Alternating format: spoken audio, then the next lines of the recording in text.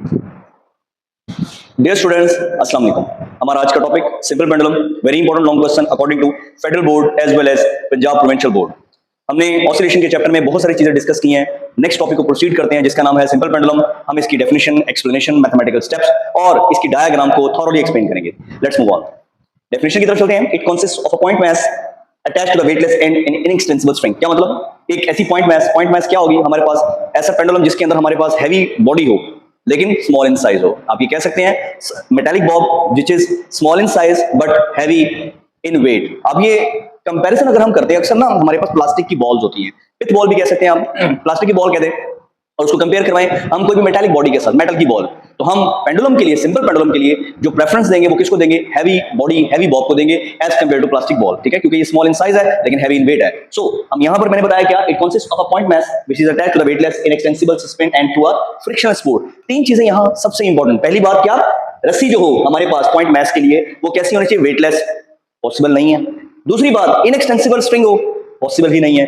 तीसरी property, frictionless support हो, जहां पर वो कनेक्ट हो, point of contact that must be A frictionless point of support, ये भी पॉसिबल नहीं है। इसका मतलब ये हुआ तो हमारे पास तीन properties, inextensible, weightless, frictional support which is not physically possible. So हम ये कह सकते हैं कि ये सिस्टम ही पॉसिबल नहीं, तो फिर सिंपल पेंडुलम क्यों? Because it is an imaginary, it is hypothetical imagination. ये हम क्या कह सकते हैं हमारी कॉन्सेप्ट में कि अगर ऐसा हो जाए then it would be called as simple pendulum. वैसे इसकी तरह बहुत सारे पेंडुलम भी हैं, फिजिकल पेंडुलम, टॉर्शनल पेंडुलम है, ठीक है, बहुत सारे हैं जो आप हायर लेवल में पढ़ेंगे। हमारा जो ताल्लुक है वो सिर्फ किसके साथ है? सिंपल पेंडुलम के साथ। तो डेफिनेशन में लिखा हुआ है वेटलेस स्ट्रिंग हो, इनएक्सटेंसिबल स्ट्रिंग हो और इसके अलावा फ्रिक्शनल सपोर्ट हो। हाँ, इसमें जो इंपॉर्टेंट चीज क्या, एंगल थीटा। ये एंगल थीटा किसके साथ बने? हॉरिजॉन्टल के साथ। हॉरिजॉन्टल एक्सिस कौन सा होगा? X axis. और हाँ, एक बात और, ये मूव करे किसके साथ? मूव करे, एंगल बनाए किसके साथ? ग्रेविटी के साथ। सो ग्रेविटी के साथ एंगल थीटा बनाए, रस्सी इनएक्सटेंसिबल हो, स्पोर्ट फ्रिक्शनलेस हो, रस्सी वेटलेस हो, पॉइंट मास हो, that it would be called as simple pendulum. अब डायग्राम की तरफ चलता हूं। ये डायग्राम में आप देख सकते हैं, इस डायग्राम के अंदर हमारे पास क्या है? एक पॉइंट ऑफ सपोर्ट है, ये फ्रिक्शनल सपोर्ट। इस स्ट्रिंग की लेंथ कितनी है? लेंथ L है। इस स्ट्रिंग का टेंशन हमेशा रस्सी के साथ, स्ट्रिंग के साथ along the string upward direction में एक्ट करता है, कभी भी डाउनवर्ड एक्ट नहीं करेगा। तो tension along the string upward, रस्सी की लेंथ L, उस बॉडी का, रस्सी का जो वेट है W, उसके साथ जो हमने बॉडी अटैच किया हुआ है वो body W equals to mg vertically downward. तो vertically downward weight, tension upward. Diagram में देखें मैंने कंपोनेंट में डिवाइड किया। एक कंपोनेंट का नाम जो थीटा के बिल्कुल साथ है that is called x component और उसका नाम mg cos theta.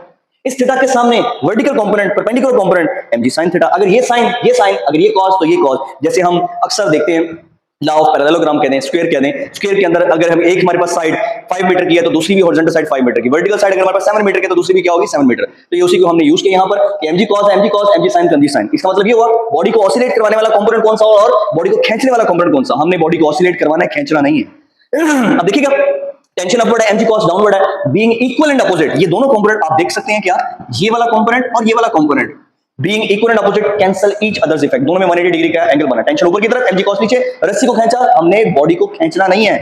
mg cos तो खींच रहा है but we have to oscillate the body, not to extend the body.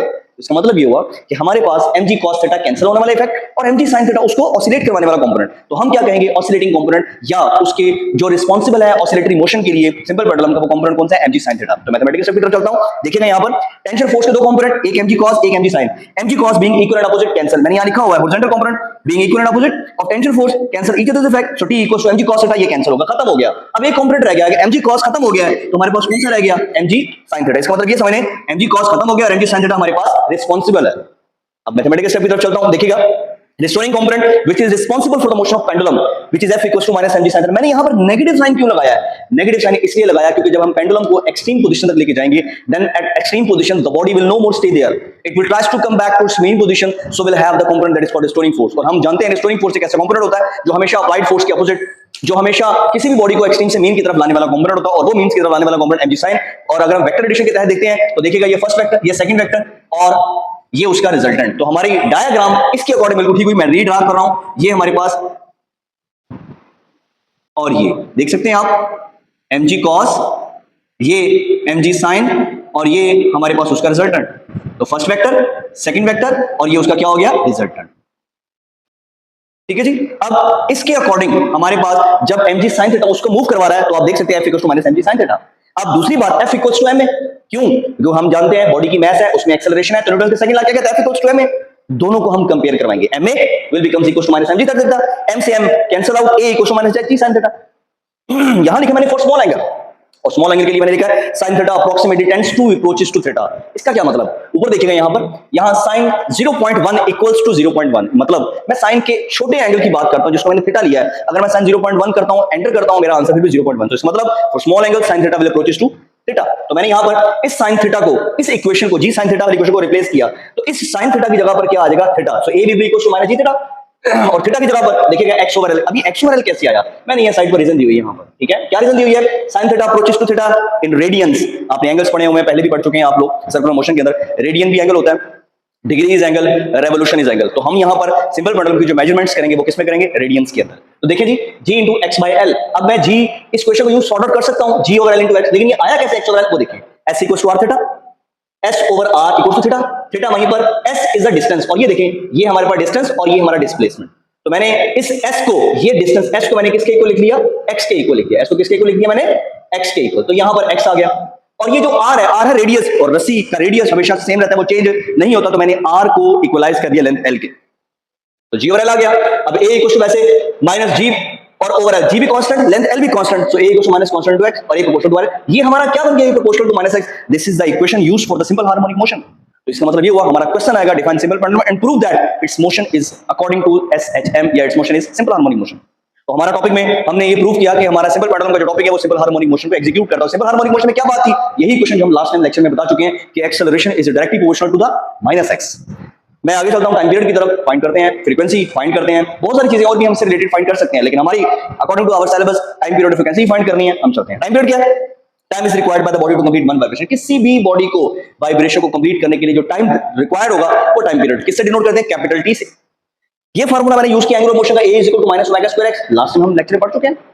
और दूसरा सिंपल पेंडुलम का a equal to minus g over l into x, equation number 3। तो देखें आपके पास दो पार्ट्स आ गए, एक minus omega square x angular motion का, एक a equal to minus g over l into x जो मैंने इक्वेशन नंबर 3 ऊपर यूज किया है, उसका रेफरेंस यूज के नीचे दोनों को कंपेयर करते हैं। जब दोनों को कंपेयर करते हैं तो आप देखें यहां पर हमारे पास क्या आया रिजल्ट, गौर करें, minus omega square x equal to minus g over l into x।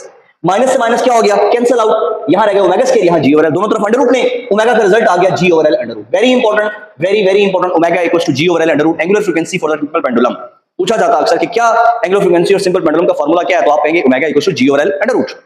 Time period का फार्मूला 2 पाई ओवर ओमेगा। अब ये क्वेश्चन मैंने डायरेक्ट लिख दिया है, लेकिन साथ में मैंने रीजन भी मेंशन किया है। अक्सर बुक्स में, अक्सर नोट्स में ये रीजन नहीं लिखी होती, टाइम सेविंग करते हैं आप चाहते हैं, लेकिन मैं आपको बताना चाह रहा हूं कि क्वेश्चन कैसे आई है। s equals to vt distance formula से, तो मैंने लीनियर डिस्टेंस को एंगुलर डिस्प्लेसमेंट में कन्वर्ट कर दिया, s की जगह थीटा, v की जगह ओमेगा, t की जगह t, तो omega is equal to theta by t which is equal to 2 pi over t। तो यहां पर देखिए 2 पाई क्यों, सर्कल के अंदर मोशन, इसकी सर्कुलर मोशन भी तो लग रही है, इसलिए हम कहेंगे time t equal to 2 pi over omega, और ओमेगा की वैल्यू g ओवर l यहां पुट अप कर दी है, तो g ओवर l डिवाइड हो रहा है, ऊपर जाकर मल्टीप्लाई होगा, तो time period t will be equal to 2 pi l over g। This is the time period, very important equation time period की। ये भी अगेन बताना चाहूं कि एमसीक्यू में काम आ जाती है, जैसे हमने एंगुलर फ्रीक्वेंसी की बात की वैसे टाइम पीरियड ऑफ पेंडुलम, दोनों फार्मूले। और लास्ट चीज frequency which is called number of vibrations by the pendulum, या number of vibrations by the oscillating body in 1 second, that is frequency. और frequency f equals to 1 over t, या भी कह सकते हैं reciprocal of the time period. Time period का formula निकाला हुआ हमने 2 पाई l ओवर g, उसको अगर उल्टा करते हैं तो आप देख सकते हैं हमारा result f equals to 1 over 2 pi g over l under root. तो तीसरा रिजल्ट जो कि f equals to 1 over 2 pi g over l under root, again very important. तो ये जो तीन फार्मूला जिनको मैंने स्टेरिफाई किया, स्टैक किया है, ये तीनों के तीनों फार्मूला बहुत इंपॉर्टेंट है एमसीक्यूज में, न्यूमेरिकल्स के अंदर, और कुछ डिटेल टॉपिक की इससे रिलेटेड बहुत सारे और टॉपिक्स भी हैं जहां पर ये काम आएगा। तो ये टाइम पीरियड भी हो गया, फ्रीक्वेंसी हो गई। तो मैं पूरे टॉपिक को ओवरव्यू कर दूं, पहले मैंने डेफिनेशन बताई, देन उसके बाद टेंशन कंपोनेंट के लिए बताया कि दो कंपोनेंट है, एक हॉरिजॉन्टल एक vertical. Horizontal cancel, vertical stable रहेगा, वर्टिकल उसको ऑसिलेट करवाएगा, वही हमारा रिस्टोरिंग कंपोनेंट होगा। उसके बाद मैंने डायग्राम ड्रॉ किया है, मैथमेटिकल स्टेप सॉल्व किया है, देन हमने प्रूफ किया है कि हमारी मोशन सिंपल हार्मोनिक मोशन है, और फाइनली हमने टाइम पीरियड और फ्रीक्वेंसी फाइंड किया है। और लास्ट चीज, इस पॉइंट को मैं इस टॉपिक को खत्म करता हूं ये बताते हुए क्या कि हमारे पास सेकंड पेंडुलम भी होता है। तो सेकंड पेंडुलम आप क्या कह सकते हैं, यहां पर जस्ट छोटा सा रिव्यू दे दूं, बहुत ही इंपॉर्टेंट, बहुत दफा एनुअल एग्जाम में एमसीक्यूज के अंदर पूछा जाता है सेकंड पेंडुलम। तो ऐसा पेंडुलम जिसका टाइम पीरियड 2 सेकंड हो, तो हम क्या कहेंगे, f equals to 1 over t। f equals to 1 over t, क्या मैंने बताया आपको कि जिसका टाइम पीरियड 2 सेकंड है, मैंने 2 पुट अप किया, तो हमारा रिजल्ट क्या बनेगा 0.5 हर्ट्ज।